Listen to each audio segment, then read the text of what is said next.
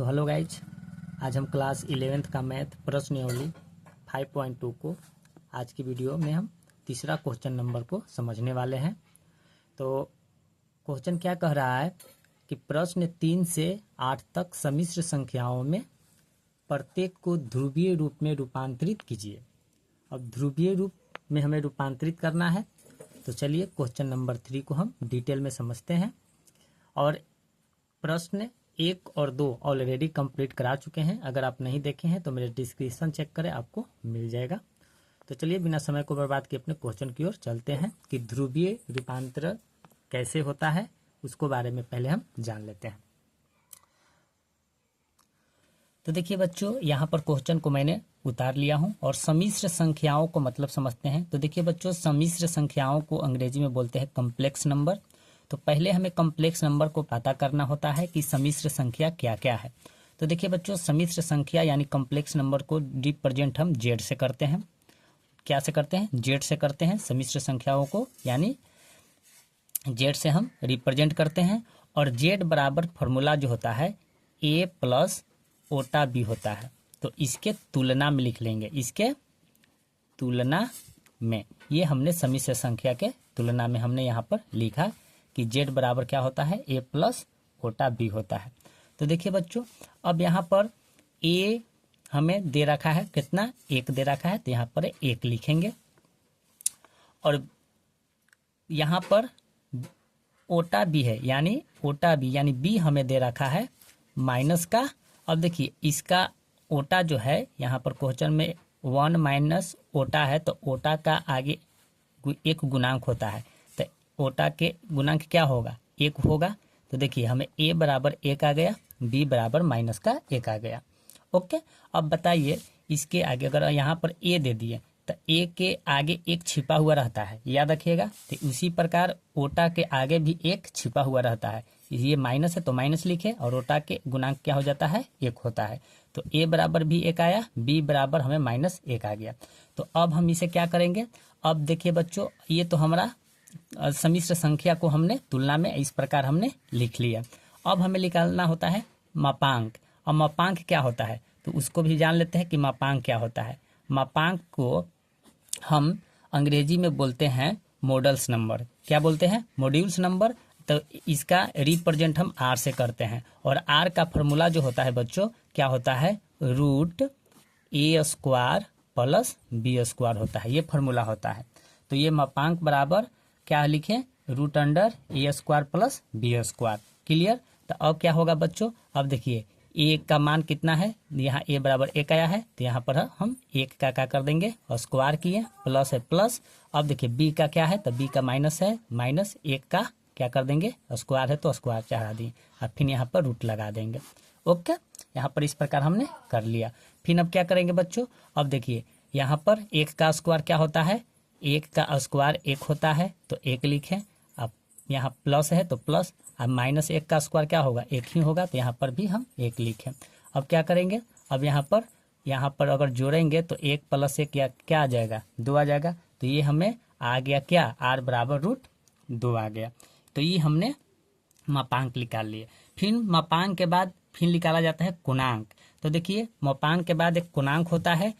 गुणांक क्या होता है उसको बारे में भी जान लेते हैं। तो देखिए गुणांक को हम रिप्रेजेंट किससे करते हैं, तो उससे हम थीटा से करते हैं। क्या से करते हैं, थीटा से। और थीटा का फॉर्मूला जो होता है बच्चों, tan इनवर्स मॉडल बी बटा ए होता है, ये फॉर्मूला होता है। ये आपको याद रखना है कि गुणांक को हम आर्ग्यूमेंट बोलते हैं, और आर्ग्यूमेंट को हम रिप्रेजेंट थीटा से करते हैं। और थीटा का फॉर्मूला होता है tan इनवर्स मॉडल बी बटा ए होता है। अब देखिए, अब यहाँ पर क्या होगा, थीटा इक्वल टू, यहाँ 10 है, 10 लिखेंगे, इनवर्स 1, यानी इनवर्स इसको बोलते हैं, 1 नहीं बोलेंगे, इनवर्स बोलेंगे।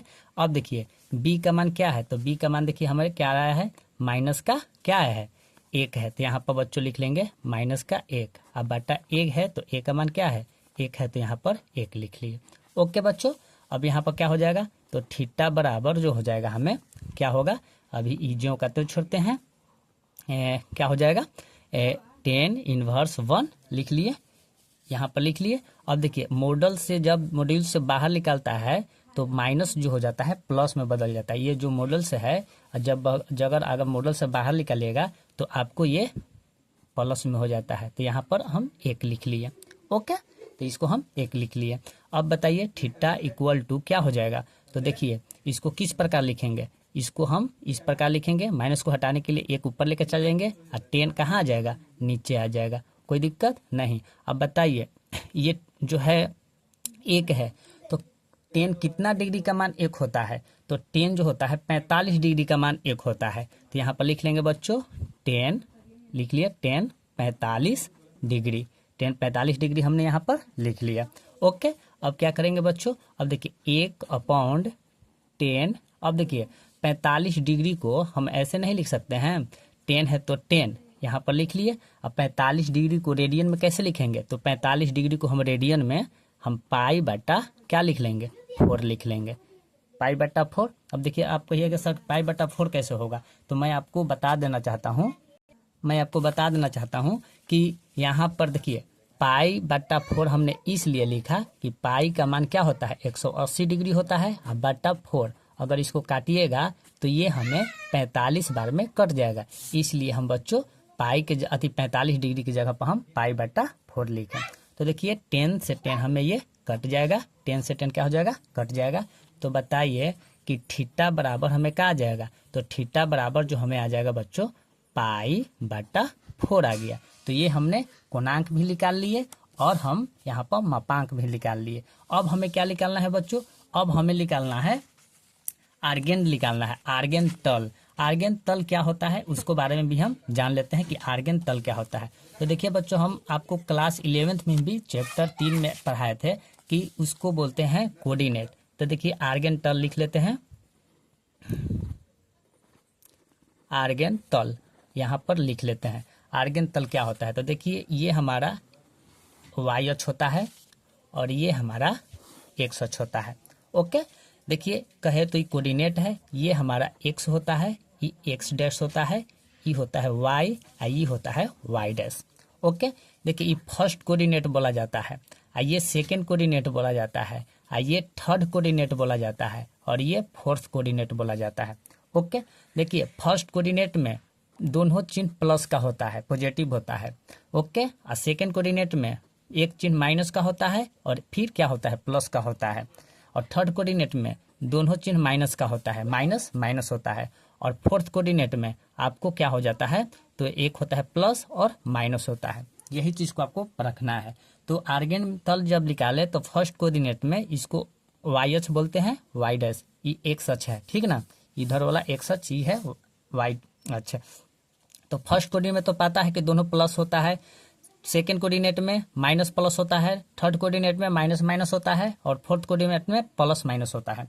तो अब यहाँ पर हम देखेंगे कि आर्गेन निकाल रहे हैं। तो देखिए यहाँ पर आपको दिख रहा है कि इसके आगे प्लस है, क्वेश्चन में क्या है, प्लस 1 है और माइनस क्या है, यहाँ पर आपको दिख रहा है ओटा है। तो देखिए पहले प्लस है फिर माइनस है, तो कौन सा चतुर्थांश में आ रहा है, तो प्लस माइनस कौन सा चतुर्थांश में, तो देखिए फोर्थ चतुर्थांश में पहले प्लस है फिर माइनस है। तो इसको इस कोणांक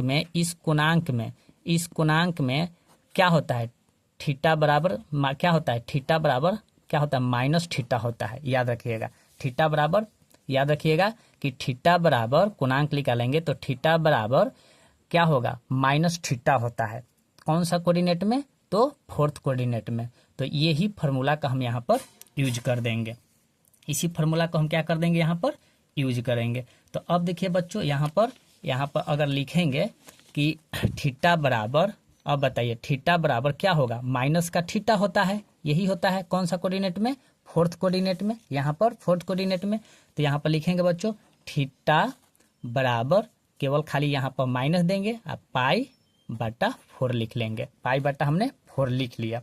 तो अब फिलहाल हमें थीटा का मान जो आया है माइनस पाई बटा 4 आया हुआ है। ओके, इसलिए बच्चों हमने देखा कि थीटा का तो फॉर्मूला जो होता है, यहाँ पर हमने जब आर्गेन तल निकाले तो प्लस माइनस के अनुसार, देखिए यहाँ प्लस है फिर माइनस है, तो ये फोर्थ कोऑर्डिनेट में तो थीटा कोणांक का फॉर्मूला होता है माइनस थीटा होता है। तो यहाँ पर हमने निकाला कोणांक निकाला तो कोणांक बराबर क्या हो जाएगा -4 पाई/4 हो जाएगा।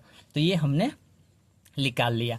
अब क्वेश्चन में कहा गया है कि ध्रुवीय रूपांतरित करना है। अब क्या करना है, ध्रुवीय रूपांतरित हमें करना है। तो अब ध्रुवीय रूपांतरित हम कर लेते हैं। तो देखिए बच्चों, ध्रुवीय रूपांतरित का भी फॉर्मूला होता है जो आप क्लास 11th में पढ़े होंगे। तो देखिए ध्रुवीय रूपांतरित का फॉर्मूला क्या होता है वो भी हम बता देते हैं। तो देखो बच्चों, ध्रुवीय रूपांतरण हम रिप्रेजेंट आर से और थीटा से करते हैं, आर और थीटा से करते हैं।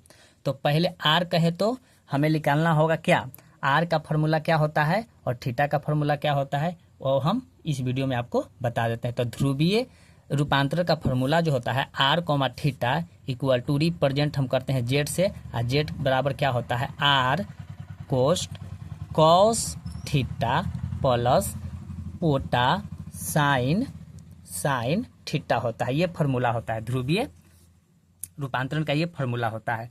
ओके, कोई दिक्कत नहीं। तो बच्चों अब देखिए ये हम जेड लिखें, यहाँ पर जेड लिखें, अच्छा बराबर। अब आर बराबर हमें कितना आया है, तो देखिए बच्चों आर बराबर हमें यहाँ पर आया है √2 आया है। देखिए पहले से आर बराबर हमें कितना आया है, √2 आया है। तो बच्चों हम यहाँ पर लिख लेंगे क्या, यहाँ पर हम लिख लेंगे क्या लिखेंगे, 2 लिख लेंगे। 2 लिख लिए, फिर कोष्ठ है, यहाँ पर कोष्ठ दिए। देखिए फॉर्मूला में क्या है, कोष्ठ है, कोष्ठ दिए। अब कॉस, तो यहाँ पर लिखेंगे कॉस, तो कॉस लिख लेते हैं, यहाँ पर कॉस लिख लेते हैं। और थीटा बराबर हमें क्या आया है, तो थीटा बराबर देखिए बच्चों यहाँ पर आया है माइनस का कितना आया है, -π/4 आया है। तो यहाँ पर लिखेंगे -π/4 आया, तो 4 लिखे। फिर यहाँ पर प्लस है तो यहाँ पर हमने प्लस दिया। अब देखिए ओटा है तो ओटा लिखे। अब बताइए साइन, तो साइन लिखेंगे यहाँ पे, साइन तो साइन लिखे। और थीटा के वही है -π/4, इस प्रकार हमने लिख लिया। हालांकि आंसर आपको इसी रूप में दे रहा है। अगर आप डिटेल में और जाना चाहते हैं तो यहाँ पर लिखेंगे जेड इक्वल टू √2 कॉस है तो यहाँ पर कॉस लिखेंगे। तो याद रखिएगा एक फार्मूला आप क्लास 10 से ही पढ़ते आ रहे हैं कि cos minus theta equal to क्या होता है, कॉस थीटा होता है, प्लस में हो जाता है, कॉस थीटा हो जाता है। अच्छा एक साइन माइनस थीटा बराबर क्या होता है, वो हो जाता है साइन थीटा, प्लस में हो जाता है। तो बताइए ये थीटा प्लस में जब हुआ तो माइनस यहाँ वाला हट जाएगा। तो यहाँ पर आपको खाली लिख देना है π/4 प्लस ओटा है तो ओटा है तो ओटा, ये भी हमारा उसी प्रकार होगा, माइनस हट जाएगा। तो साइन माइनस थीटा बराबर क्या होता है, साइन थीटा होता है। तो यहाँ पर लिख लेंगे बच्चों साइन। अब यहाँ थीटा के जगह पर क्या रख लेंगे, माइनस को हटा देंगे, यानी ये वाला माइनस हटेगा तो क्या हो जाएगा, प्लस हो जाएगा केवल। तो π/4 क्या हो जाएगा, 4 होगा। आपको आंसर एनसीईआरटी क्लास 11th में ये वाला ऊपर वाला दे रहा होगा, ये चीज आपको आंसर दे रहा होगा। ओके, तो आप अगर डिटेल में और जाना चाहते हैं तो इस प्रकार आप इसको तोड़ के और बना सकते हैं, कोई दिक्कत कोई परेशानी नहीं। तो बच्चों यही आपका क्लास 11th का प्रश्नावली 5.2 का तीसरा क्वेश्चन था, जो कि मैंने आप लोग को इस वीडियो में आपको बहुत ही आसान तरीका से बता दिया।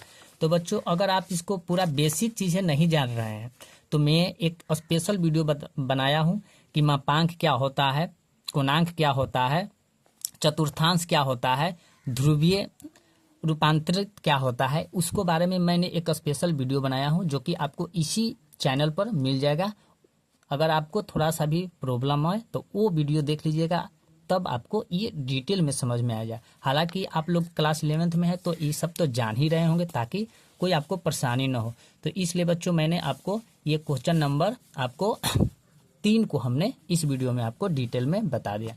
कोई समस्या नहीं हुआ होगा। अगर वीडियो अच्छा लगा हो तो लाइक सब्सक्राइब शेयर जरूर करें। जय हिंद।